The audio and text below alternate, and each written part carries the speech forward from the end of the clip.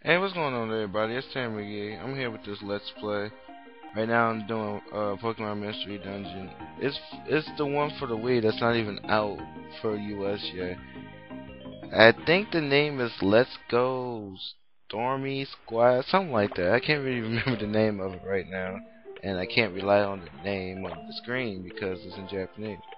Anyways, as you see I already started one, but I'm about to start a different one. The one I started, I ain't even getting no far. I was just seeing how it is, and it's decent. Now I'm about to do my Let's Play on it right now. I'm trying to find a name here. I ended up picking my name, Tim. Anyways, there's a lot of things I want to talk about this game. First of all, I love the graphics in this game. As you see when I get on the first dungeon, I don't like the Pokemon graphics because the Pokemon looks like the one in my the ranch, and I don't like how they look. The Pokemon in the regular Mystery Dungeon games look better. But the graphics of the dungeons and the items and stuff look so much better. Yeah. And speaking of the the other things I like about this game though is you can use the Wii remote, you can use the GameCube controller, which I'm using at the moment, and you can use the DS, which is awesome. Because the DS, you use the DS like a controller. You know, the bottom screen has all your attacks, and the top screen doesn't really have nothing. Anyways, the bottom screen has all your attacks set up like Diamond, Pearl, Platinum.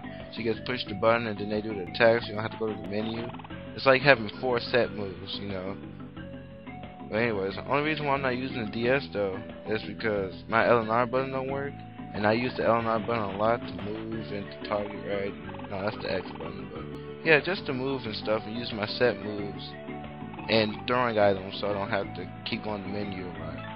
And since my GameCube controller and L and R button works, I just use that. So as you see when I do my first dungeon, when you see it, it looks like I don't know what I'm doing. That's because I'm just messing around with the controls. It's my first time using the GameCube controller because on my first profile you saw, I used the DS. Yeah.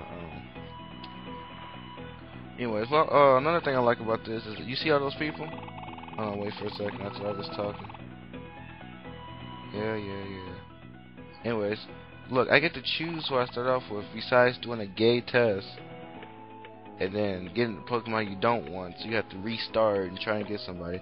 This time you get to choose who you want. I pick Riolu and Mudkip. Since everybody names me Japanese, I give them all nicknames. And since I'm on a time limit, I don't really sit down and think of a good nickname. I only got 15 minutes on the video. I'm not gonna waste 15 minutes trying to make a name for one Pokemon. So I just name them whatever. Riolu's blue, I name him blue. Mudkip, I just named him Muddy. He had a move called Muddy Water anyways, I don't know. Actually, I think my Mudkip's a girl, so yeah, I named her Muddy. Whatever, it doesn't matter. Yeah. Oh, there's also some other features about this game that I like. And I don't really talk when I play it. You know, I'm just gonna say them though. Like, one of the features I noticed is that when you're in a dungeon and okay, as you see, I'm Lucario right now. My partner is Mudkip. You know how in the old Mystery Dungeon games, when your partner dies, you have to you fail the mission or whatever you're doing. In this one, when your partner dies, you can keep going. Your partner right now is just like an ordinary Pokemon. It's like, you know how in Mystery Dungeon when you're done with the story and then when your partner dies, pretty much nothing happened. It's like that. It's like we already beat the story, even though we didn't. That's how it is. Also, a unique feature is you're able to switch your Pokemon in battle. Like right now, I can switch to Mudkip, but I didn't do it in this video. But yeah, you can. On the GameCube remote, you use the C stick. On the on the DS, you push start. And I didn't use the remote because I found the game. Actually, I was just so interested in the whole DS mode that I didn't really pay attention to the remote. Now I'm using GameCube. And yeah, now this is the first dungeon. As you see, I'm trying to find my controls and everything. That's why I'm so slow when it comes to things. See, I use that feature a lot to look at my enemies. That's what I think it's useful anyways, ain't it? Was it useful to look at your enemies? Like, I know it shows squares and how many squares they are from apart, but I use it to look at my enemies.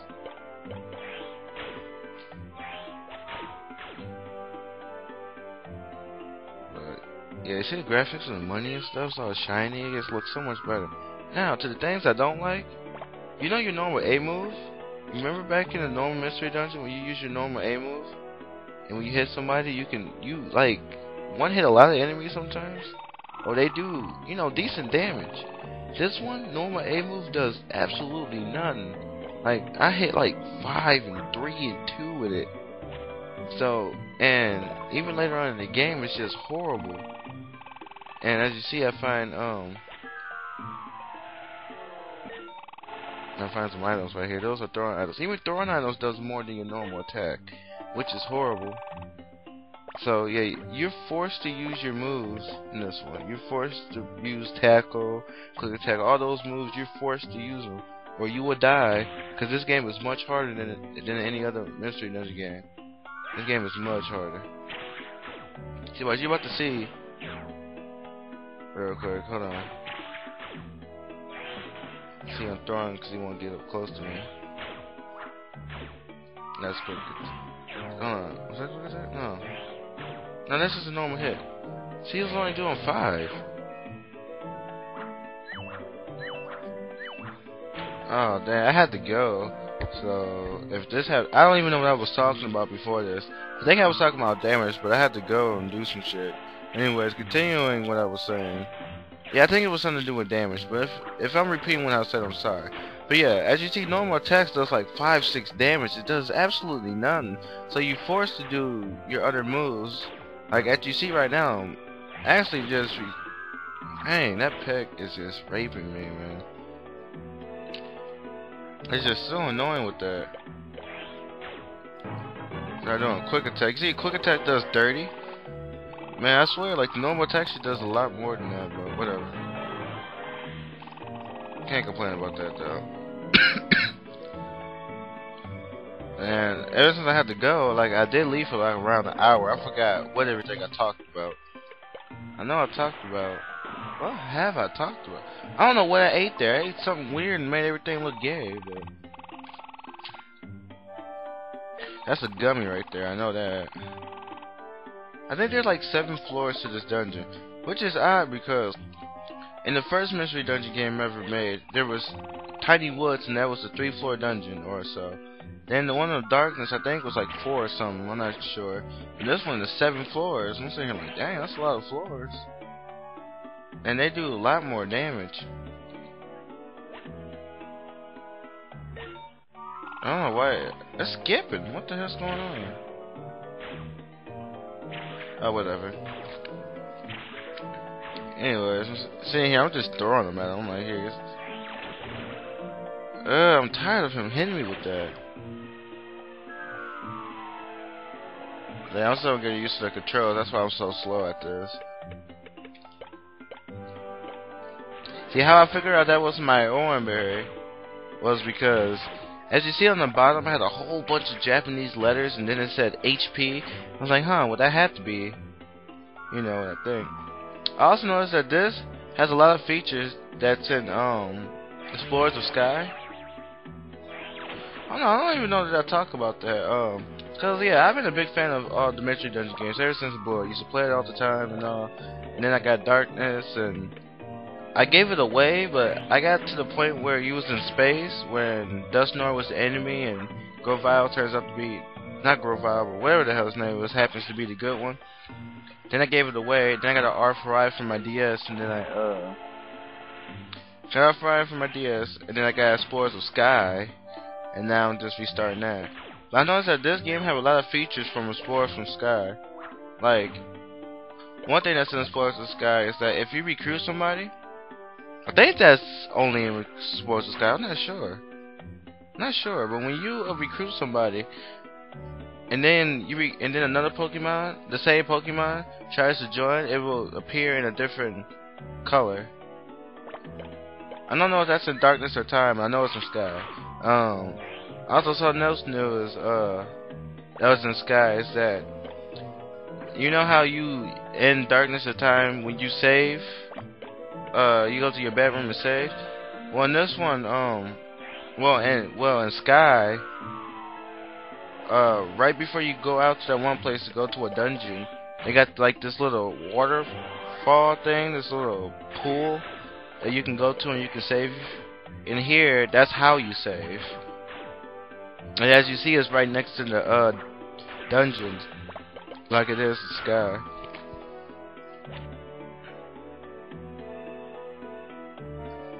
But if it is a lot like if it is kind of based off Sky and some items, I'm scared because, as you know, in Sky also introduced this. Explorers of Sky had it, so they have fake items. Like they have an orange berry, and then they have a orange berry again, but spelled with an E without an A, and that. And since the only way I can tell what items are by like HP and whatever, they could be a fake, and I can die or some shit. Well, as you see, I think that was 7 floors right here. Gets done with this. The whole point of this was to save this dude. Excuse me. Yeah, that was the whole point. I don't know what they're saying. I can't even tell you what they're. I do know the name of the first dungeon. Actually, I forgot it. I don't write the name of it though. Also, this game have a lot of Wi-Fi features. Unfortunately, I don't know what none of them does. So I'm saying I'm just gonna test them out. I'm telling you, I don't know what none of them does.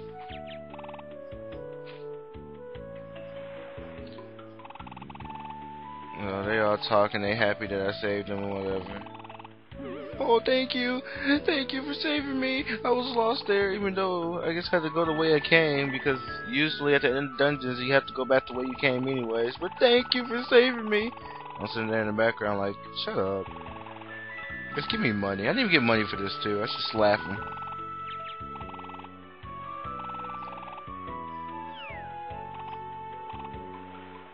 Oh, now they're laughing, having a good time.